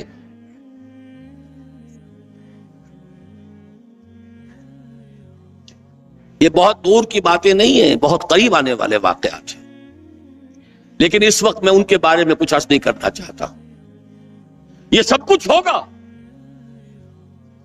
آخر صحابہ کے ساتھ بھی پہلے ہی دن اللہ کی نصرت نہیں آ گئی تھی، خوب اللہ نے انہیں ٹھوک بجا کر دیکھا۔ وَلَنَبْلُوَنَّكُمْ بِشَيْءٍ مِّنَ الْخَوْفِ وَالْجُوعِ وَنَقْصٍ مِّنَ الْأَمْوَالِ وَالْأَنفُسِ وَالثَّمَرَاتِ فَبَشِّرِ الصَّابِرِينَ الَّذِينَ إِذَا أَصَابَتْهُمْ مُصِيبَةٌ قَالُوا إِنَّا لِلَّهِ وَإِنَّا إِلَيْهِ رَاجِعُونَ أَمْ حَسِبْتُمْ أَن تَدْخُلُوا الْجَنَّةَ وَلَمَّا يَأْتِكُم مَّثَلُ الَّذِينَ خَلَوْا مِن قَبْلِكُمْ مَسَّتْهُمُ الْبَأْسَاءُ وَالضَّرَّاءُ وَزُلْزِلُوا حَتَّى يَقُولَ الرَّسُولُ وَالَّذِينَ آمَنُوا مَعَهُ مَتَىٰ نَصْرُ اللَّهِ أَلَا إِنَّ نَصْرَ اللَّهِ قَرِيبٌ۔ یہ مراحل وہاں بھی آئے تھے۔ غزوہ احزاب میں وَزُلْزِلُوا هُنَالِكَ ابْتُلِيَ الْمُؤْمِنُونَ وَزُلْزِلُوا زِلْزَالًا شَدِيدًا۔ مراحل تو آئیں گے، سخت سے سختر آئیں گے، لیکن بالآخر جو ہونا ہے آج کی میری اس وقت کی گفتگو اس سے متعلق۔ یہ چند الفاظ اس لیے کہہ دیے کہ یہ حالات جو اس وقت بالفعل ہماری نگاہوں کے سامنے ہیں وہ تو بالکل مختلف ہیں۔ کدھر سے دین غالب ہو جائے گا، کہیں کوئی روشنی کی کرن نہیں ہے۔ بڑے ایمان کی ضرورت ہے محمد الرسول اللہ پر پختہ یقین کی، یہ بات ماننے کے لیے کہ دین غالب ہوگا۔ لیکن ہوگا اس لیے کہ حضور نے اس حدیث میں فرمایا یہ چوتھا دور بھی ختم ہو جائے گا، ثم یرفع اللہ اذا شاء یرفع ثم تکون خلافۃ علی منہاج النبوہ، پھر دور آئے گا خلافت علی منہاج النبوہ کا۔ ثم سکت رسول اللہ صلی اللہ علیہ وسلم، یہ حدیث میں نے بہت مرتبہ بیان کی ہے، آج ذرا اس میں جو اضافی الفاظ آئے ہیں بعض روایات میں وہ بھی میں آپ کو سنا دوں۔ امام شاطبی اس کو موافقات میں لے کر آئے، شاہ اسماعیل شہید نے بھی اس کو نقل کیا ہے منصب امامت، مولانا مودودی نے اس کو نقل کیا ہے اپنی کتاب میں تجدید و احیاء دین میں۔ یہ جو فرمایا کہ ثم تکون خلافت علی منہاج النبوہ، پھر دور آئے گا خلافت علی منہاج النبوہ کا، اس کے بعد کے الفاظ یہ ہیں تعمل فی الناس بسنت النبی صلی اللہ علیہ وسلم، پھر وہ دور آ جائے گا کہ لوگوں میں تمام معاملہ اللہ کے نبی کی سنت کے مطابق نمٹایا جائے گا۔ وَيُلْقِي الْإِسْلَامَ بِجُرَانِهِ فِي الْأَرْضِ، اور اسلام اپنا جھنڈا زمین میں گاڑ دے گا، نصب کر دے گا۔ يَرْضَى عَنْهَا سَاكِنُ السَّمَاءِ وَسَاكِنُ الْأَرْضِ، اس پورے نظام سے یا اس دور سے تمام آسمانوں والے بھی تمام زمین والے بھی راضی ہو جائیں گے۔ لا تدع السماء من مطر الا صبت، آسمان اپنی بارش کو روک کر نہیں رکھے گا، اپنے سارے خزانے لٹا دے گا۔ الا صبته بدرارا ولا تدع الارض من نباتها شيئا الا اخرجته، اور زمین بھی اپنی نباتات میں سے کسی شے کو روکے گی نہیں، نکال باہر کرے گی، خزانے آسمان سے اور زمین سے نکل آئے گی۔ یہ خوشحالی کا دور پوری نوع انسانی کے لیے آ کر رہے گا. یہ تقدیر مبرم ہے، یہ اٹل ہے، یہ خبر ہے محمد الرسول اللہ صلی اللہ علیہ وسلم. میں نے 2 باتیں ابھی عرض کی ہیں. پہلی بات، قرآن کے نصوص سے نتیجہ نکال کر کہ حضور کو بھیجا گیا غلبہ دین کے لیے اور بھیجا گیا پوری نوع انسانی کے لیے، تو مقصد بعثت اسی وقت مکمل ہوگا جب کل روح ارضی پر اللہ کا دین غالب آ جائے. دوسری، میں نے آپ کو حدیث بتا دی، چوتھے دور میں ہم ہیں لیکن 5واں دور آیا چاہتا ہے، زیادہ دور نہیں ہے. اگرچہ اس کے لیے ایمان اور عمل صالح کے لیے کمر کسنی ہوگی، اس کے لیے جہاد کی پکار پر لبیک کہنا ہوگا. اسی لیے سورہ صف میں اس کے فوراً بعد تو وہی آیات آئی ہیں، یا ایھا الذین آمنوا هل ادلکم علی تجارۃ تنجیکم من عذاب الیم تؤمنون باللہ ورسولہ وتجاہدون فی سبیل اللہ باموالکم وانفسکم. لیکن ان آیات کی تشریح میں کل کروں گا اپنے شام کی تقریر میں انشاءاللہ. اس وقت اب تیسرا نقطہ بیان کر رہا ہوں. اب جب دوبارہ یہ عالم آئے گا، اس عالم ارضی پر نظام خلافت آئے گا، 2 حدیثیں اتنی واضح ہیں کہ کل روح ارضی پر آئے گا. وہ حدیثیں بھی اس کتابچے میں ہیں آپ کے پاس. مقداد ابن الاسود سے روایت ہے رضی اللہ تعالی عنہ. مسند احمد ابن حنبل کی روایت ہے.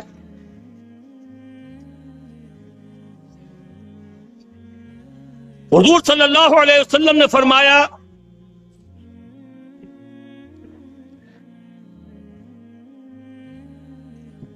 لا يبقى على ظهر الارض بيت مدر ولا وبر الا ادخله الله كلمة الاسلام بعز عزيز وذل ذليل اما يعزهم الله فيجعلهم من اهلها او يذلهم فيدينون لها قلت فيكون الدين كله لله.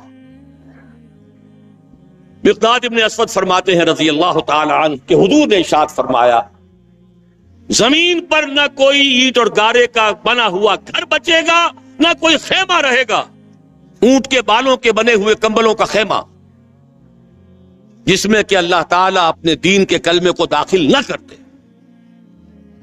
گھر میں، ہر خیمے میں اللہ کا دین داخل ہو جائے گا. لیکن یہ اچھی طرح سمجھ لیجئے،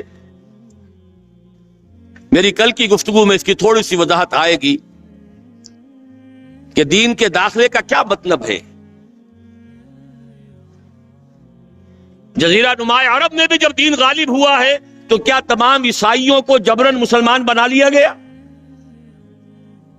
جب خلافت راشدہ کا دور آیا ہے تو کیا تمام مجوسیوں کو اور تمام اور لوگوں کو جبرن مسلمان بنا لیا گیا؟ نہیں. جس کی قسمت میں تھا، سعادت تھی، وہ اسلام لے آئے. جو نہیں وہ ذمہ ہوئے. یؤت الجزیۃ عن ید وہم صاغرون، چھوٹے ہو کر رہو، اپنے ہاتھوں جزیہ پیش کرو، اسلام کی بالادستی کو قبول کرو، تو تم یہودی ہو کر رہ سکتے ہو، نصرانی ہو کر رہ سکتے ہو، مجوسی ہو کر رہ سکتے ہو، ہندو ہو کر رہ سکتے ہو، جو چاہو رہو. بالکل وہی بات اس حدیث میں آئی ہے. گھر کوئی نہیں بچے گا جس میں کلمہ اسلام داخل نہ ہو جائے، لیکن وہ داخلہ 2 شکلوں میں ہوگا، بعز عزیز و ذل ذلیل.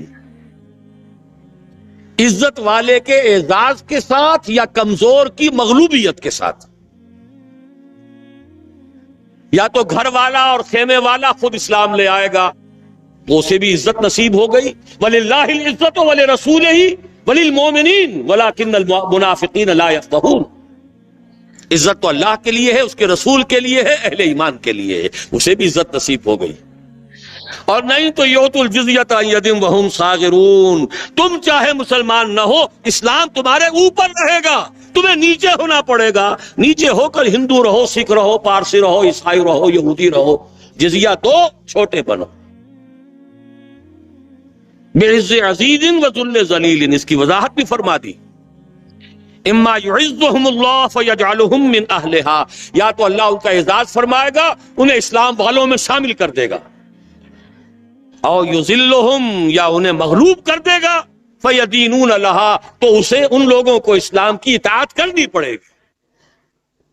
اس پر حضرت مقداد فرماتے ہیں فقلت، پھر میں نے اپنے دل میں کہا وَيَكُونَ الدِّينُ كُلُّهُ لِلَّهِ، تب وہ بات ہوگی جو سورہ انفال میں الفاظ آئے ہیں وَقَاتِلُوهُمْ حَتَّى لَا تَكُونَ فِتْنَةٌ وَيَكُونَ الدِّينُ كُلُّهُ لِلَّهِ۔ وہ شان جو ہے ان الفاظ کے ہے، ان کے اس میں جو شان ہے وہ ظاہر ہوگی اس وقت۔ دوسری حدیث اس سے پہلے صفحے پر ہے، عن ثوبان رضی اللہ عنہ، عن ثوبان مولا رسول اللہ صلی اللہ علیہ وسلم۔ حضرت ثوبان یہ بھی حضور کے غلاموں میں سے تھے جنہیں حضور نے آزاد کر دیا تھا، مولا کہلاتے ہیں، اور یہ روایت صحیحین میں سے مسلم شریف کے اندر بھی موجود ہے، ترمذی، ابو داؤد، ابن ماجہ وغیرہ کے علاوہ صحیح مسلم میں۔ عن ثوبان رضی اللہ عنہ قال رسول اللہ صلی اللہ علیہ وسلم ان اللہ زوالی الارض فرأیت مشارقها ومغاربها وان امتی سیبلغ ملکها ما زویلی منها۔ حضور نے فرمایا اللہ نے میرے لیے ساری زمین کو لپیٹ دیا یا سکیڑ دیا،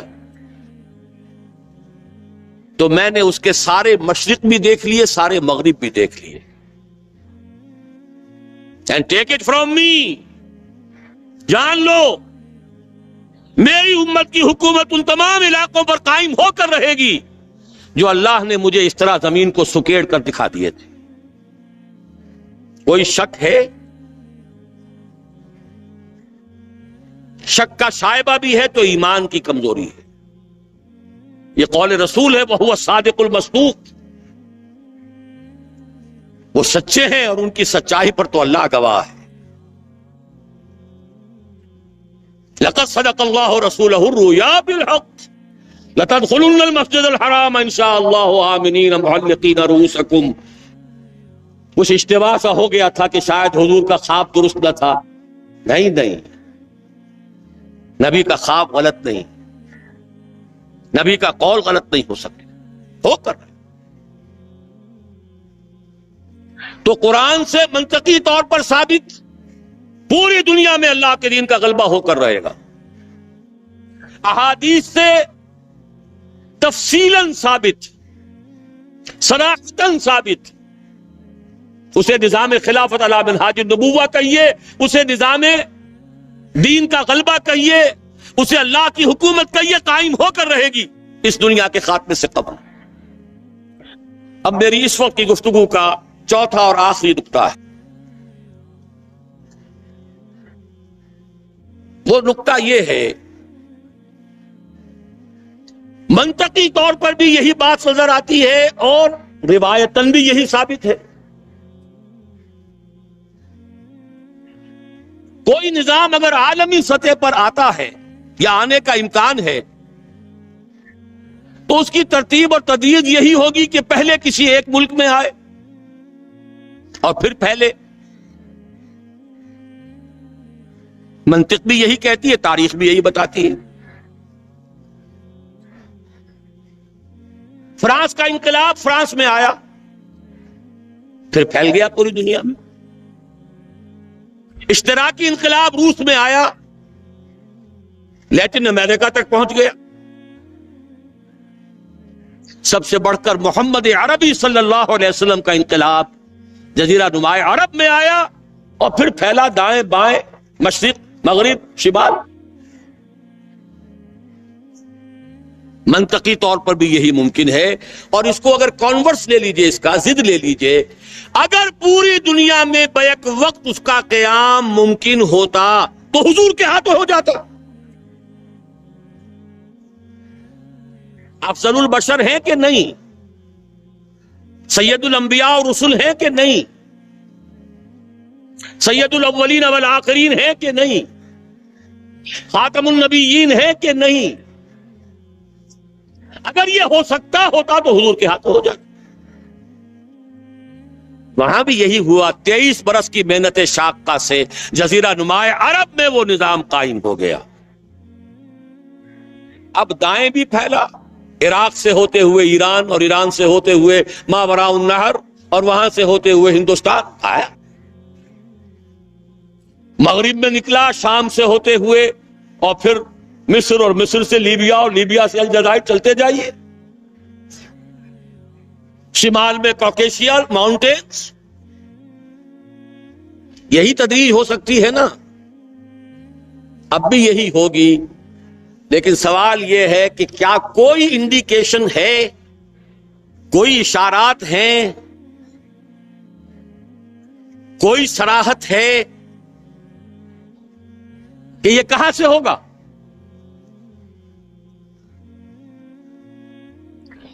مسلمانوں کا ذہن تو فوراً جائے گا کہ مکہ مکرمہ ہی سے ہونا چاہیے، مدینہ منورہ سے ہونا چاہیے، جزیرہ نما عرب سے ہونا چاہیے،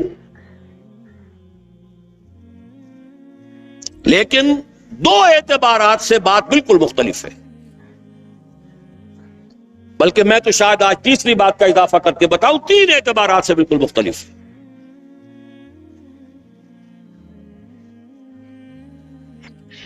پہلی بات ہے پچھلے 400 برس کی تاریخ۔ ختم نبوت کے بعد اہم ترین دینی منصب مجددین کا ہے۔ ان اللہ یبعث فی هذه الامت علی راس کل 100 عام من یجدد لها دینها۔ اللہ تعالیٰ اس امت میں ہر صدی کے سرے پر ایسے لوگوں کو اٹھاتا رہے گا جو اس کے دین کو تازہ کر دیں گے۔ سنن ابی داؤد کی روایت ہے، مجددین کا سارا تصور۔ اب نوٹ کیجئے کہ 1000 برس تک سارے مجددین عالم عرب میں آئے۔ عمر بن عبدالعزیز سے شروع ہو جائیے، عمر بن عبدالعزیز ہے، اور پھر امام ابو حنیفہ ہیں، امام شافعی ہیں، امام مالک ہیں، امام احمد ابن حنبل ہیں، غزالی ہیں، ابن تیمیہ ہیں، شیخ عبد القادر جیلانی، گنتے جائیے، سب کے سب کہاں؟ اور جیسے ہی 1000 برس ختم ہوئے، 1000 ثانی شروع ہوا، دوسرا 1000 سال امت کی تاریخ کا۔ مرکز ثقل جو ہے اس امت کا، ہندوستان کو منتقل کر دیا گیا۔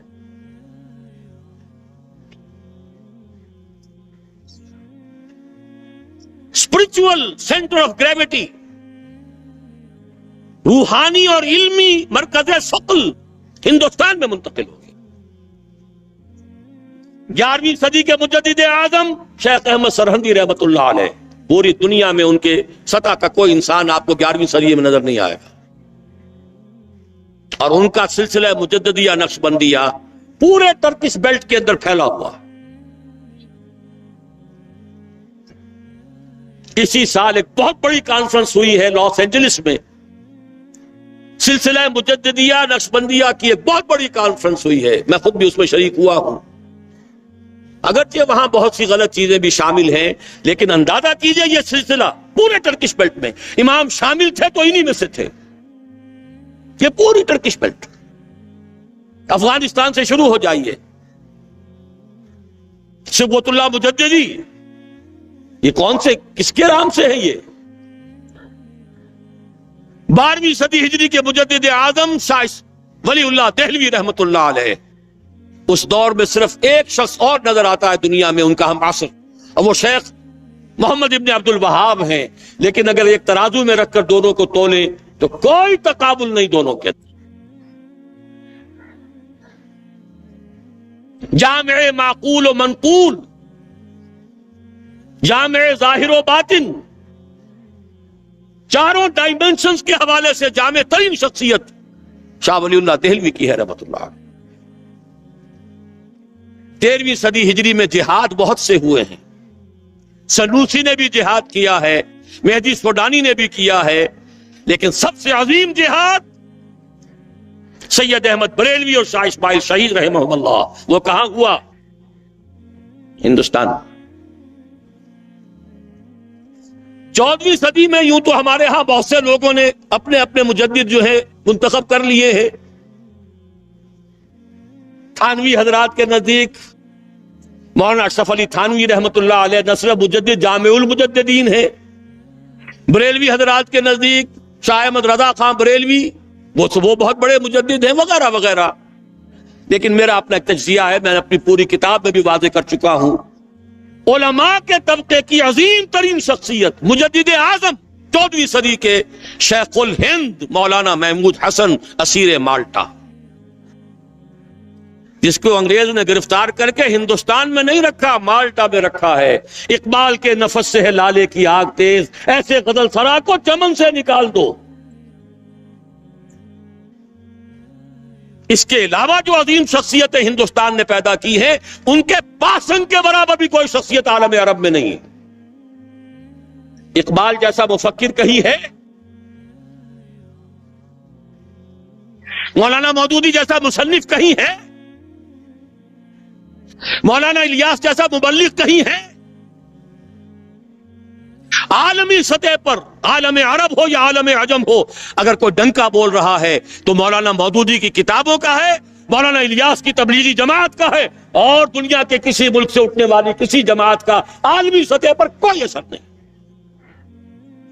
سب اپنے اپنے علاقے کے ہیں، سب اپنے اپنے علاقے میں کام ہے، کوئی کسی کو جانتا بھی نہیں. اور فلسافیکل لیول پر، انٹلیکچوئل لیول پر علامہ اقبال واحد شخص ہے، کوئی دوسرا ہے ہی نہیں. تقابل تو وہاں کیا جائے جہاں کوئی دوسرا ہو، تو دوسرا ہے ہی نہیں. یہ کیا سب کچھ یوں ہی ہو رہا ہے، ایٹ رینڈم ہو رہا ہے، یا کوئی حکمت خداوندی ہے؟ یدبر الامر من السماء الی الارض، تدبیر خداوندی جو ہے، یدبر الامر من السماء الی الارض ثم یعرج الیہ فی یوم کان مقدارہ الف سنۃ مما تعدون. اللہ کی تدبیر تو ہزار برس کی ہوتی ہے. 400 برس کی تاریخ آپ کو میں نے بتا دی ٹھیک دینی اعتبار سے. اس میں اضافہ کیجئے، وہ جو کولونیل رول تھا اس سے آزادی تمام مسلمان ملکوں میں چلی، تحریک چلی ہے نا، لیکن اسلام کا نعرہ صرف تحریک پاکستان کے لیے لگا. عربوں نے عرب نیشنلزم کا حوالہ لیا ہے، سہارا لیا ہے. خلافت ختم ہو رہی تھی، احتجاجی تحریک صرف ہندوستان میں چلی. باقی پوری دنیا کے مسلمانوں نے یہ بھی محسوس نہیں کیا، جیسے کہ حضور نے فرمایا ہے کہ ایک منافق کو بھی گناہ کرنے سے کچھ احساس تو ہوتا ہے، بس اتنا ہی ہوتا ہے جیسے ناک پر مکھی بیٹھی تھی اسے اڑا دیا. اس سے زیادہ احساس خلافت کے خاتمے کا پوری دنیا میں کہیں نہیں ہوا. اور یہاں مشرق سے مغرب، شمال سے جنوب بولی اماں محمد علی کی جان بیٹا خلافت پہ دے دو. ہندوؤں کو شریک ہونا پڑا خلافت کی تحریک. قرارداد مقاصد پاس ہو گئی. 10 کروڑ انسانوں کی نمائندہ اسمبلی کہہ رہی ہے we wash our hands off the claim of sovereignty. ہم حاکمیت کے دعوے سے دستبردار ہوتے ہیں. سروری زیبا فقط اس ذات بے ہمتا کو ہے، حکمراں ہے ایک وہی، باقی بتانے آزری.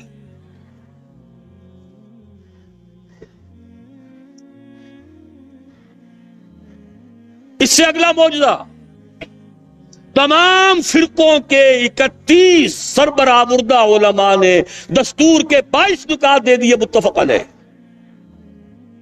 اس کے بعد قافلہ بھٹک گیا. میں اس طرف جانا نہیں چاہتا، اس وقت صرف آپ کو مثبت چیزیں بتا رہا. بھٹک کر ہم نے اپنی منزل دور کر لی ہے. واپس آ جائیں گے تو انشاءاللہ یہ پچھلے شنگھائی میل، یہ ہمارے حوصلوں کو بڑھانے کے لیے ان کی یاد تازہ کرنا. تازہ خواہی داشتن گر داغ ہے سی نہ رہا، گاہے گاہے باس کھائیں داستان پاری نہ رہا. اس کو نوٹ کیجئے، اس لیے یاد دلا رہا ہوں کہ کچھ مشیت ازدی ہے اس علاقے سے. اب آئیے احادیث کی طرف. 3 حدیثیں ہم نے کوٹ کی ہیں.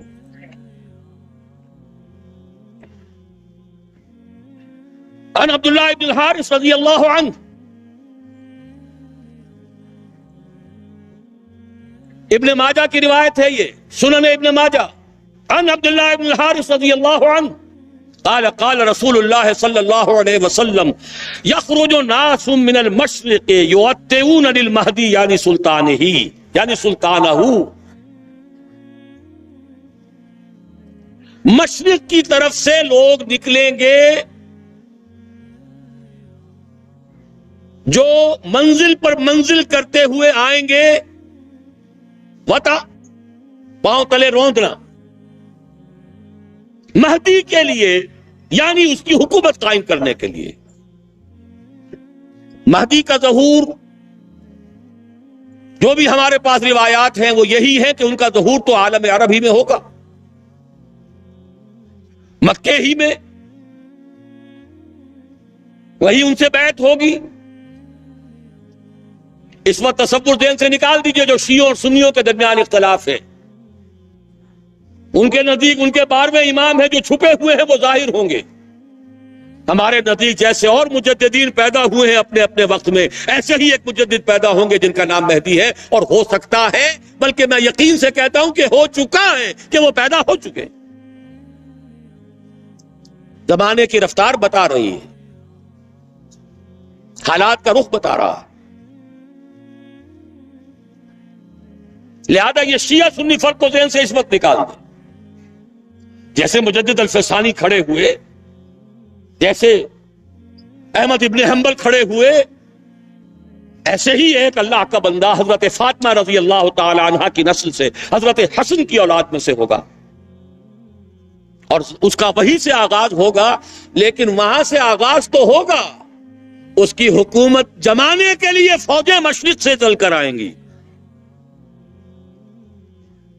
معلوم ہوا کہ مشرق کے علاقے میں کہیں یہ کام پہلے ہو چکا ہوگا، اسلامی حکومت اور خلافت قائم ہو چکی ہوگی، وہاں سے فوجیں آئیں گی جو مدد کریں گی حضرت مہدی کی، یعطون للمہدی یعنی سلطانہ، جمائیں گی اس کی حکومت کو۔ علامہ اقبال نے غالب ایسے ہی حدیثوں سے وہ انسپریشن لی تھی کہ میرے عرب کو آئی ٹھنڈی ہوا جہاں سے، میرا وطن وہی ہے، میرا وطن وہی ہے۔ حضور صلی اللہ علیہ وسلم کو ٹھنڈی ہوا آئی تھی۔ اگلی حدیث پڑھیے عن ابی ہریرہ، اور یہ جامع ترمذی کی روایت ہے حضرت ابو ہریرہ سے رضی اللہ عنہ، یخرج من خراسان رایات سود لا یردها شیء حتی تنصب بایلیا، خراسان سے سیاہ پرچم نکلیں گے جنہیں کوئی طاقت جن کا رخ پھیر نہیں سکے گی، یہاں تک کہ وہ ایلیا میں جا کر نصب ہو جائیں گے۔ اس حدیث میں دو لفظ اگر نہ سمجھ لیں ہم تو حدیث سمجھ میں نہیں آتی۔ آپ کو معلوم ہے کہ دنیا میں ملکوں کے نام بدلتے رہے، 50 سال پہلے پاکستان کے نام سے کوئی ملک تھا ہی نہیں،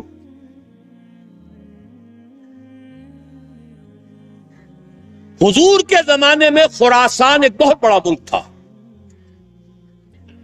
اور آج کے افغانستان کا تقریباً 2/3 سب سے نچلا جو اس کا ریگستانی سا علاقہ ہے سیستان کہلاتا تھا، اس سے اوپر جو ہے خراسان تھا۔ پاکستان کا بھی ملحقہ علاقہ اس میں شامل تھا۔ یہ واخان کی پٹی جو آپ نے کبھی پڑھی ہوگی، اور جبکہ ابھی افغانستان میں جنگ ہو رہی تھی، روسی آ گئے تھے، ایک بڑی باریک سی پٹی آتی ہے افغانستان سے، جیسے کسی برتن کا ہینڈل ہو، کسی فرائی پین کا ہینڈل چلا رہا ہے، وہ واخان۔ اس کتابوں میں لکھا ہے کہ یہ خراسان کی مشرقی سرحد تھی، اس کے نیچے کا سارا علاقہ، یہ باجوڑ، دیر، یہ سارا، پھر اس کے بعد کوہستانی علاقہ، یہ وہ علاقہ ہے جہاں جہاد سید احمد بریلوی رحمت اللہ علیہ کا ہوا۔ خراسان میں اس کے علاوہ تھوڑا سا علاقہ ایران کا شامل ہے، وہ اب بھی خراسان کہلاتا ہے، چھوٹا سا صوبہ ہے، اور ایک پھر ماوراء النہر کا یہ علاقہ جو ابھی آزاد ہوا ہے روس کے تسلط سے، یہ بھی اس میں شامل تھا۔ یہ پورا ایک ملک کہلاتا تھا خراسان۔ اس سے ادھر کا جو ایران آج کا ہے وہ اصفہان کہلاتا تھا۔ اس خراسان کے علاقے سے فرمایا حضور نے کہ فوجیں نکلیں گی سیاہ علم لے کر، سیاہ پرچم لے کر۔ ایلیا حضور کے زمانے میں نام تھا یروشلم کا۔ یروشلم کو سن 70 عیسوی میں جب تباہ و برباد کیا ہے ٹائٹس رومی نے، بالکل تباہ و برباد کر دیا، اس کو پھر اجاڑ دیا جیسے کبھی نیبوکڈنیزر نے اجاڑا تھا۔ اس کے بعد ایمپرر ہیٹریان تھا ایک رومن ایمپرر، اس نے دوبارہ آباد کر کے اس کا نام بھی رکھا ہے ایلیا، اب وہ یروشلم نہیں تھا۔ اور سن 70 عیسوی سے ان کا جو سیکنڈ ٹیمپل تھا وہ گرا پڑا ہوا، آج تک گرا پڑا ہے، ایلیا کہلاتا تھا۔ اس ایلیا کے بارے میں حضور نے خبر دی، اس حدیث سے معلوم ہوا کہ یہ مسلمانوں کے ہاتھوں سے نکل چکا ہوگا، لیکن ان کو لینے والے خراسان سے چل کر آئیں گے، کوئی اور ملک کے لوگ نہیں لے سکیں گے۔ نوٹ کیجئے ذرا حدیث کو، یہ ایلیا تاریخی اعتبار سے مسلمانوں کے ہاتھ سے 2 دفعہ نکلا ہے۔ پہلے عربوں کے ہاتھ سے نکلا، لیکن عرب واپس نہیں لے سکے۔ کس نے واپس لیا؟ صلاح الدین ایوبی کرد، خراسانی نہیں تھے، گویا کہ وہ اس حدیث کا اطلاق اس پر نہیں ہوگا۔ اب دوبارہ ہاتھ سے نکلا ہے، صاف نظر آتا ہے کہ عربوں میں تو دم ہے ہی نہیں۔ تھوڑے سے دم خم کا امکان تھا عراق کا، اس کا جو بھڑکس نکالا ہے، اگلا پچھلا کھایا پیا جیسا، اور دوسرا 3 ٹکڑوں میں تقسیم کیا ہے، اس کی اپنی حماقت بھی اس میں شامل ہے، عالمی سازش شامل ہے، سب کچھ ہے۔ یہ میرا اس وقت کا موضوع نہیں ہے۔ عالم عرب میں کوئی ملک ایسا نہیں ہے کہ جو چیلنج کر سکے۔ خراسان کے علاقے سے فوجیں جائیں گی جو ایلیا کو دوبارہ حاصل کریں گی۔ یخرجو من خراسان رایات سود فلا یردھا شیء، کوئی شے ان کا رخ نہیں پھیر سکے گی، حتی تنصب ایلیا، یہاں تک کہ وہ رایات سود جو ہیں وہ سیاہ جھنڈے ایلیا میں جا کر نصب ہو جائیں۔ یہ 2 حدیثیں قطع الدلالت ہیں اس پر کہ یہ علاقہ ہندوستان اور افغانستان، پاکستان اور افغانستان کا علاقہ، مشیت ایزدی کو خاص منسلک ہے اس علاقے کے ساتھ۔ یہی وجہ ہے کہ پاکستان بنا تو لا الہ الا اللہ کے نعرے پر، قرارداد مقاصد پاس ہوئی تو پاکستان میں۔ اور یہ جو جہاد ہوا، میں تفصیل میں نہیں جانا چاہتا، اس میں جو غلطیاں ہم سے ہوئی ہیں، افغانستان میں جو بھی جانیں دی ہیں، بے شمار خون دیا ہے مسلمانوں نے پورے خلوص کے ساتھ، وہ بھی رنگ لائے گا۔ کچھ آثار بھی اب نظر آ رہے ہیں، صورتحال جو ہے بدلتی نظر آ رہی ہے۔ یہ صورتحال خود ادھر اشارے کر رہی ہے کہ یہاں سے کچھ ہونا ہے۔ اور میں جو تجزیہ کرتا ہوں وہ یہ ہے، فکری، علمی، روحانی اعتبار سے 400 سال کے تجدیدی کارنامے کا خلاصہ بر عظیم پاک و ہند کا پاکستان میں آ کر جمع ہوا، اور بازوئے شمشیر زن وہ اللہ نے افغانستان کی صورت میں عطا کیا۔ جو قوم 15 لاکھ سے زیادہ آدمی دے چکی ہو، اس قوم کو دنیا کی کوئی طاقت شکست نہیں دے سکتی۔ آپس کا اختلاف تھا جو روکے بیٹھا تھا، ایک فرد سے بیعت کر کے توڑ دی تھی، اس کی صدا پائی ہے۔ عبد الرسول سیاف سے بیعت کی اور بیعت کر کے توڑی، اس کی صدا مل رہی۔ صحابہ کو بھی اللہ تعالیٰ نے صدا دی تھی، 35 تیر اندازوں نے حکم کی خلاف ورزی کی تھی، 70 شہید کر دیے۔ اللہ چاہتا تو کنڈون کر دیتا، معاف کر دیتا، لیکن نہیں، سبق سکھانا تھا۔ وَلَقَدْ صَدَقَكُمُ اللَّهُ وَعْدَهُ إِذْ تَحُسُّونَهُم بِإِذْنِهِ حَتَّى إِذَا فَشِلْتُمْ وَتَنَازَعْتُمْ فِي الْأَمْرِ وَعَصَيْتُم مِّن بَعْدِ مَا أَرَاكُم مَّا تُحِبُّونَ۔ سزا دی ہے تاکہ آئندہ کے لیے سبق ہو۔ یہ سب کچھ ہوا ہے، لیکن انشاءاللہ اسی علاقے سے اسلام کا بول بالا ہوگا، یہیں سے شروع ہوگا معاملہ۔ اور اس کے بعد آخری حدیث پڑھ لیجئے۔ جزیرہ نما عرب میں ہوا تھا تو کیا ہوا تھا، پھر مشرق بھی اور مغرب بھی۔ یہ حدیث، اس کے بھی سمجھنے میں بہت سی مسلمانوں کو دقت ہوتی رہی ہے یہ تو جیسے قرآن مجید کی بہت سی آیات آج جبکہ سائنٹیفک ہماری معلومات کا دائرہ وسیع ہو رہا ہے، جتنا واضح ہو کر آج سامنے آ رہا ہے پہلے نہیں آ سکتا تھا. کل فی فلک یسبحون، یہ جتنا آج سمجھ میں آتا ہے پہلے نہیں سمجھ میں آ سکتا. اسی طرح اس حدیث کو کیسے سمجھتے؟ ان ثوبان مولا رسول اللہ صلی اللہ علیہ وسلم، وہی ثوبان ہے رضی اللہ تعالی عنہ. قال رسول اللہ صلی اللہ علیہ وسلم عصابتان من امتی احرزهم اللہ من النار، عصابت تغزو الہند وعصابت تکون مع عیسی ابن مریم علیہم السلام. میری امت کے دو لشکر ایسے ہوں گے جن کو اللہ نے آگ پر حرام کر دیا، جہنم ان سے دور بھاگے گی، جہنم ان کے قریب نہیں آ سکے گی. ایک وہ لشکر ہوگا جو ہند پر حملہ کرے گا، اور ایک وہ ہوگا جو عیسیٰ ابن مریم کے ساتھ جا کر دجال سے جنگ کرے گا. یہ دونوں لشکر ایک حدیث میں کیسے جمع ہو گئے؟ یہ محمد ابن قاسم کی بات نہیں ہو سکتی، یہ محمود غزنی کی بات نہیں ہو سکتی. ان دو کا جمع ہونا ایک حدیث میں. معلوم ہوا اس علاقے میں وہ حکومت قائم ہوگی. پھر دائیں بائیں، پھر مشرق اور مغرب، ادھر حضرت مہدی ہوں گے، ادھر یہودیوں سے بھی جنگ ہوگی، دجال اکبر کا ظہور ہوگا، ان کے لیے بھی فوجیں ادھر سے جائیں گی. زمینی مدد آئے گی خراسان اور پاکستان کے علاقے سے، اور آسمانی مدد آئے گی عیسیٰ ابن مریم کی شکل میں رضی اللہ تعالی علیہ الصلوۃ والسلام. اور پھر ظاہر بات ہے اگر وہاں جا کر لڑیں گے تو ہند، اس کے بعد یہ پھیلے گا معاملہ، مشرق و مغرب کی طرف پھیلتا چلا جائے گا. لیکن یہ ساری باتیں جو میں نے آپ کو بتائیں، جو بڑی میٹھی ہیں، بڑی لذیذ ہیں، دل خوش کن ہیں، دل کو بھانے والی ہیں، لیکن ان کے ساتھ کڑواہٹ بھی ہے.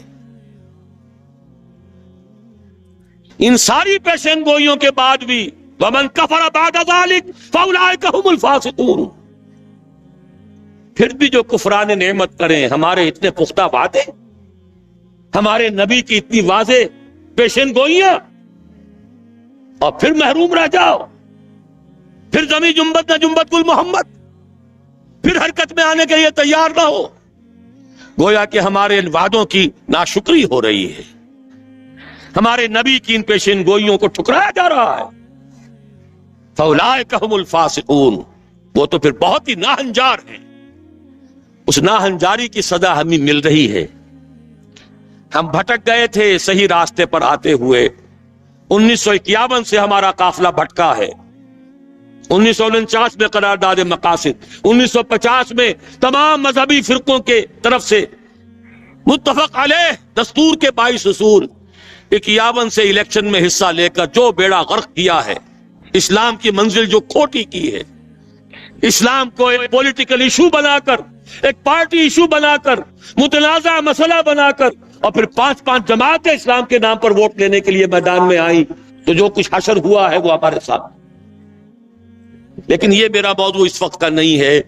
اس وقت میں صرف یہی چاہتا ہوں کہ مستقبل کی ان پیشن گوئیوں کو سامنے رکھ کر اپنے ڈوبتے ہوئے جو دل ہیں انہیں ذرا سہارا دیجئے. ٹوٹتی ہوئی ہمتیں جو ہیں ان کے اندر اثر نو، ایک عزم، ایک استقلال، ایک ہمت جو ہے پیدا کیجئے. اپنی قبر کو کسیے، محنت کیجئے. یا ایھا الذین آمنوا هل ادلکم علی تجارۃ تنجیکم من عذاب علیم تؤمنون باللہ ورسولہ وتجاہدون فی سبیل اللہ باموالکم وانفسکم ذالکم خیر لکم ان کنتم تعلمون. اس کے لیے کمر کسنی ہے. اس کے بارے میں تفصیلی گفتگو انشاءاللہ کل شام کو میں کروں گا. اقول قولی ھذا واستغفر اللہ لی ولکم ولسائر المسلمین.